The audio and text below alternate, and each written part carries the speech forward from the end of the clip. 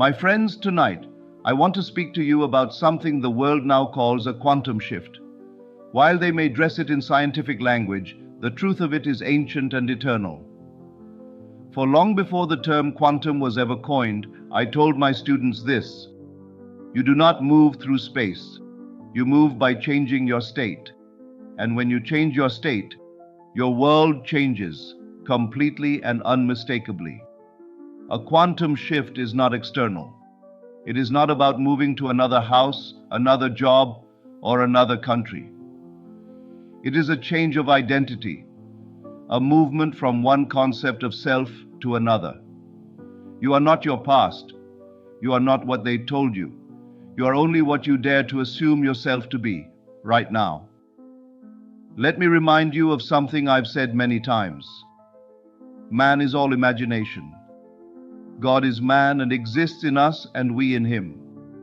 The eternal body of man is the imagination, and that is God himself.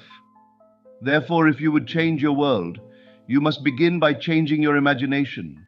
That is the secret. That is your power. That is the mechanism of the quantum leap. Now, I do not speak to you of gradual improvement. I speak of instantaneous transformation. A leap from one version of yourself to another. You are poor, and in a moment you are rich. You are lonely, and in a moment you are loved. You are weak, and in a moment you are strong, capable, and complete. This is not fantasy. It is law. It is the very foundation of creation. Let me give you an example. There was a young man who came to me, discouraged and defeated. He had lost his job, was drowning in debt, and could not see a way out. I told him, stop focusing on what is. Close your eyes and enter the state of being secure, employed, and debt-free. Feel it real. He argued with me. He said, but Neville, that's not true. And I said, of course it's not true, to your senses. But we do not live by senses, we live by faith. And faith is loyalty to the unseen reality. Faith is feeling the wish fulfilled and persisting in that feeling. He began to imagine each night that he was employed in a high-paying job. He saw the checks. He heard the compliments. He imagined the stability. And do you know what happened? In less than 6 weeks, a position was offered to him at a company he had never contacted. It paid more than he had dared to expect and erased every trace of his previous hardship. Now let me ask you, what changed? Did the world suddenly improve? Number.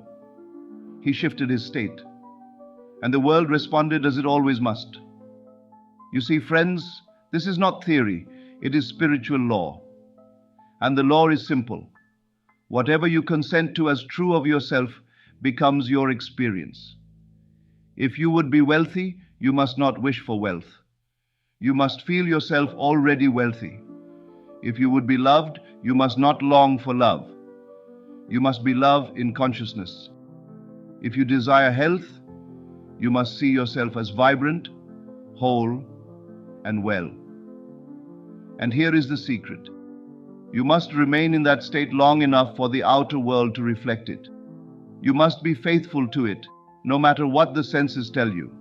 You must walk by imagination, not by sight. Now let me speak about resistance, because it will surely come. You will feel the pull of your old self, your old doubts, your old fears. You will hear the voice that says, this is not working. Be realistic. But I urge you, do not listen. Remain faithful to your new state. Refuse to look back. Just as Lot's wife was turned into a pillar of salt when she looked back, so too will you become frozen in your past if you dwell on what was. You are not here to repeat the past. You are here to resurrect yourself in a higher state. The quantum shift is not something you wait for. It is something you cause by the act of assuming. When you sit quietly and say, I am, and follow that with the state you desire to embody, you have initiated the shift. When you feel it, accept it, and live from it, you have arrived. And from that moment forward, the world must rearrange itself to reflect your new assumption. Let me say again, you are not creating reality. You are selecting it. Every possible version of your life already exists. It is done. You simply align with the version you prefer by occupying its feeling, its mood, its mental frequency. If you desire to live in a beautiful home, surrounded by peace, then you must feel yourself living in that home. Do not just picture the house, feel the floor beneath your feet, hear the sounds, smell the air, make it real now, in imagination. When I wanted to return to Barbados during the war and was told it was impossible, I didn't argue. I simply went to sleep every night imagining I was there. I smelt the tropical air. I heard the voices of my family. I felt myself lying in my bed in Barbados. And within weeks, a letter came, a ship was found, and the impossible became inevitable. Why? Because I moved. I didn't move through space, I moved in consciousness. So I say to you tonight, make your move. Do not ask permission. Do not wait for conditions to change. Change your inner state and watch the outer world obey. The world cannot help but mirror your imagination. You are the light casting the shadow. Now remember this great truth. Imagination is God in action. There is no power outside of you creating your experience. There is only your consciousness, molding, shaping, and reflecting itself through the mirror of life.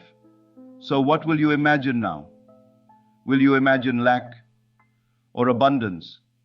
Will you imagine failure or radiant success? Will you imagine loneliness or deep, unshakable love? The choice is always yours. And the shift, though invisible to the world, begins the moment you claim your new identity and walk in it as though it were already yours. Let me close with these words. You are already the person you wish to become. You need not become, only awaken. The moment you shift your awareness to the new man, the old man dies. That is resurrection. That is your true birthright. That, my friends, is the quantum shift. Thank you.